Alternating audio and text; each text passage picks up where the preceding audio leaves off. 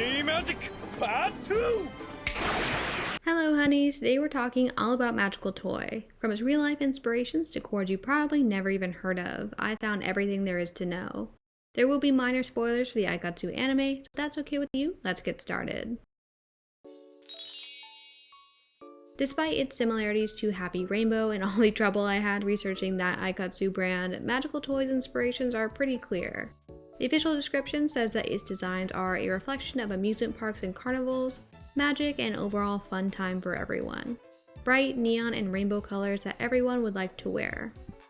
The Aikatsu official guidebook adds that it's like a toy box, you never know what's going to pop out. And between those two bits of information we have our references: Disney, Lolita fashion, and Western nostalgia. I focused my research on the period up to 2012 when Magical Toy was developed. And in that time I only found a few scattered pop culture references to circuses or magicians in Japan. Pop fashion was a lot grungier at the time, and at most we can say that Magical Toy was influenced by the colors and patterns that those stylists were using. It's actually Lolita fashion with its Western-inspired motifs that has more similarities to our fictional brand. I was able to track down a circus collection that Lolita fashion brand Alice and the Pirates released in 2011. There was also an Angelic Pretty playing card series from 2009 to 2011, and an Angelic Pretty toy marching band series from 2012. Carousels in particular are a popular motif in Lolita fashion, but nothing close to a trend or a mainstream interest in those themes. I found that in J fashion, playing cards are mostly associated with Disney's Alice in Wonderland, and then even more associated with Gothic styles, which makes their inclusion in Magical Toy surprising. And no, the 2010 Tim Burton Alice in Wonderland film didn't seem to be that big of an influence in Japan either. I found one circus-themed anime franchise, Kaleido Star from 2003, a few clown-themed Cardcaptor Sakura costumes, and magician magical girls in Saint Tail and Magical Star Magical Emmy. Clearly, these circuses and magic are not coming from Japanese pop culture. The only remaining explanation is Western, specifically American, nostalgia.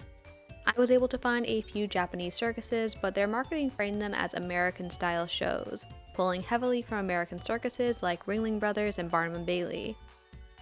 So if we're talking about Western-style childhood through a Japanese lens, we find our next influences in 3 animated Disney films: Dumbo, Alice in Wonderland, and Pinocchio. Because of how heavily Disney was pushed into Japan during its post-war American occupation, it makes sense for these films to be the source of a lot of Japanese visions of Western circuses, magic, and toys, bolstered further by the expansion of acts like the Ringling Brothers Circus and Cirque du Soleil into Japan in the 80s and 90s, not to mention the opening of Tokyo Disneyland and all of its magical fantasy in 1983. From there, the actual origins of Magical Toy's aesthetics are easier to track down from a Western perspective.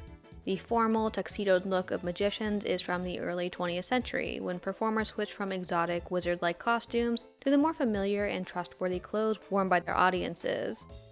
Formal clothes make magicians look less like they're trying to trick you, which makes you believe their tricks more. The circus-y, marching band-esque styles we see come from Western military parades and traditional regalia. The Aikatsu Card All Collection first season book even describes the retro flower cord as a colorful British outfit, so the vague Western concept is pretty broad. There is one more important inspiration for some of Magical Toy's design elements: Kyary Pamyu Pamyu. She's a J-pop idol and fashion icon who first became popular while Aikatsu was in development. I mentioned her briefly in my Featuring Girl Deep Dive and considered her as a Happy Rainbow inspiration, but she fits much better into Magical Toy. In the Anime Aikatsu Movie Edition, character designers Yaguchi Hiroko and Watanabe Satomi mentioned Kyary as an inspiration for their casual outfit designs. I found it difficult to track down photos of her outfits before 2012, but even with my limited resources, I think her experimental textures and patterns are a good match for Magical Toy. If you're looking at a Sherlock Holmes detective outfit, that's the Western nostalgia. If it's a random bee dress, that's Kyary Pamyu Pamyu. If there are clowns or magicians or carousels, that's Disney. The poofy silhouettes are Lolita fashion, and the more casual looking outfits are the lingering traces of real-life pop fashion. Ta-da! Compared to all the complicated research we just went through together, Marcel is perhaps Aikatsu's simplest designer character. He runs his own international fashion brand and is implied to be based in the US. He shows up in New York City in the Aikatsu Secret Story manga, but technically his actual headquarters location isn't confirmed anywhere. Thanks to Kaede, we know that Marcel walks around the city dressed like a clown so that he can make people laugh, all while looking for inspiration for his designs. He operates a balloon stand and has a captive monkey who should definitely be returned to a proper wildlife facility. When asked about his design work, Marcel prefers to play dumb. His clown character doesn't speak, or maybe he is mute in his real life, so he has a valid reason not to answer fan questions. He seems genuinely put off when Kaede insists on talking to him about his true identity as a designer, and it's only when she says that meeting him has made her happy that he finally agrees to give her the dress she's asking for. Marcel does seem happy that Kaede is excited about the dress, and we don't see him again until he meets Ki during a business trip to Japan. We know that he posts on Twitter, loves Japanese food, and has a Japanese branch of his company based on the branded van he drives around in. He still doesn't seem to like being bothered by fans since he ignores Seira chasing his car until his translator also notices her. And then he doesn't seem all that moved by Ki's emotional story, only giving her a dress when she says that she's trying to make her friend happy. And he's horrified when Ki faints in front of him, understandably. Speaking of his translator, Marcel is perfectly fluent in Japanese, so he likely only has a translator for business communication. Maybe he started dressing up for work as part of his branding once fans caught onto his disguise and secret balloon stand side hustle.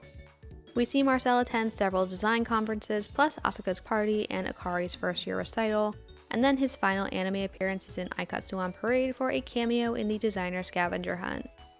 Since there's not enough information about Marcel to draw any solid conclusions about his personality or backstory, I'll tell you all the secrets I've been keeping about Aikatsu's abandoned plans for an expansion to America, as a treat.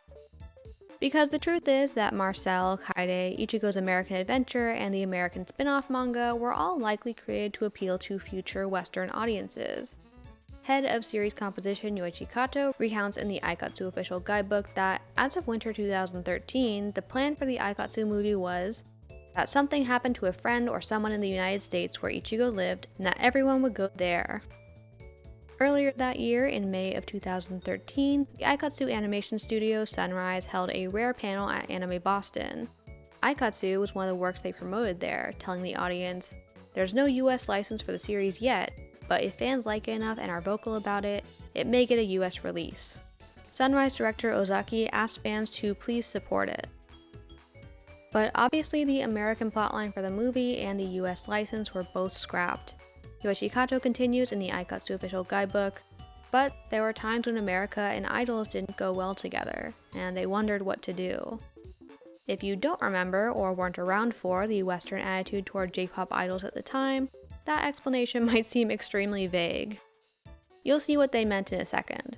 In 2012, when Aikatsu released, it was extremely popular in Japan, riding the wave of J-pop group AKB48's explosive boom in popularity. Aikatsu staff interviewed AKB48 members, they frequently discussed AKB as an inspiration, the game had several AKB collaborations, and it all led to massive success. Bandai had no reason to doubt that Aikatsu would be popular enough to survive in the West as well.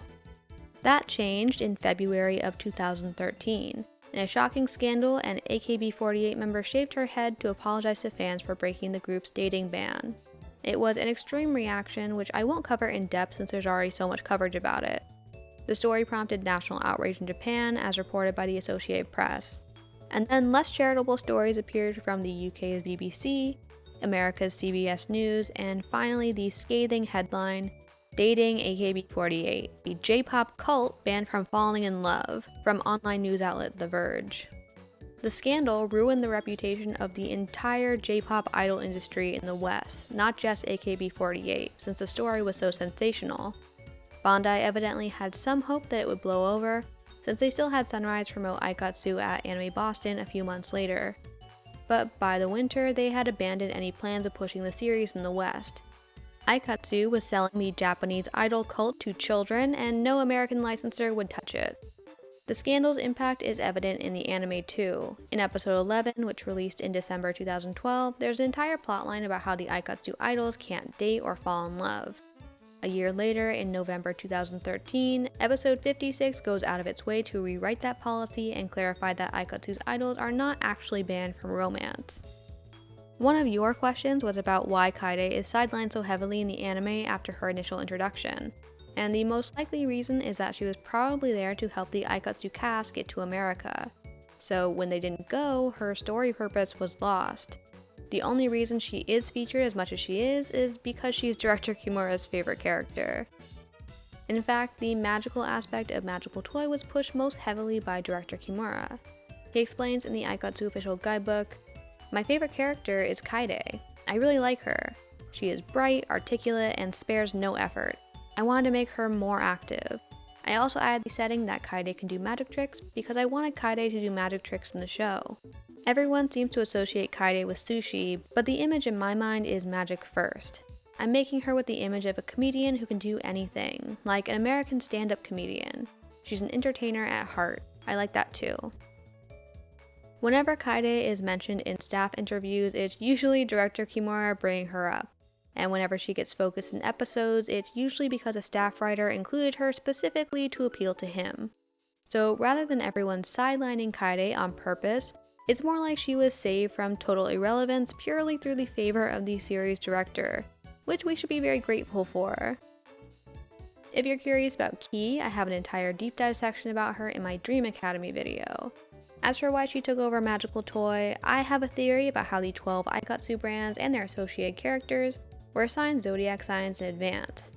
But through changes I have no real evidence of in Season 2, some characters, signs, and brands got shuffled around.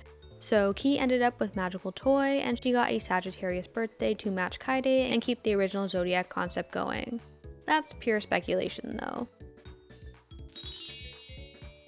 We've already gone over Magical Toy's official brand description, so as a reminder, the main points are unique and pop, amusement parks and carnivals, magic, bright neon and rainbow colors. Please enjoy the dress bubbled over with pleasure. Magical Toy has 23 coords, with 3 more Magical Encore, Magic Showtime, and Circus Showtime added in Aikatsu on Parade, plus 54 coords added in the mobile game Aikatsu Photo on Stage, which I have already ranked in a video for you. You should definitely see some of the horrors and treasures that we were given. That's a total of 80 Magical Toy coords. Its premium rares are Pierrot Carnival, Unicorn Sagittarius, and Magical Encore. The brand's constellation is Sagittarius, which includes Unicorn Sagittarius, Parallel Hunter, Honey Joker, and Turquoise Sagittarius. It has 1 romance coord, Magical Swan for Swan Lake, and then no Dream Story, Fever, or Boom coords. In my overall brand ranking video, I mentioned that Magical Toy had a noticeable divide between the darker Kaide era and the brighter Ki era. I'm actually not sure if that's true. There were only a few months of real time between Kaide and Ki's introduction, so Magical Toy coexisted between them for most of its active development. We do see Kaide end up with the darker, magician-y, gothic-leaning designs, probably because of her stronger association with Western culture and the relatively dark color palette of TriStar, plus her association with Eureka, of course. Meanwhile, Ki is mostly shown in the brighter designs because her assigned color is lime green, so she gets the brighter, J-fashion-y, Kyari Pamu Pamu inspired designs. And it makes sense to split them up that way in the anime to keep the two characters looking distinct from each other even though they share a brand. I mentioned this in the Happy Rainbow deep dive, but the main trouble with pop brands in Aikatsu seems to be that there's no firm distinction between them. It can be really hard to tell the brands apart purely based on the designs, especially for the more casual pieces. The Photokatsu designs did a lot more with the circus, toy, and amusement park concepts, so I think the main struggle for the original designers was keeping the pieces generic enough that they could be combined with pieces from other brands. Since at the end of the day, priority number 1 was making sure kids would actually buy the quirky, fantastical dresses they were making. Tell me your thoughts about Magical Toy, and make sure to check out my Magical Toy rankings next. Our Swing Rock deep dive is coming up in just a few weeks. Bye bye! Okay, okay, okay! Yeah!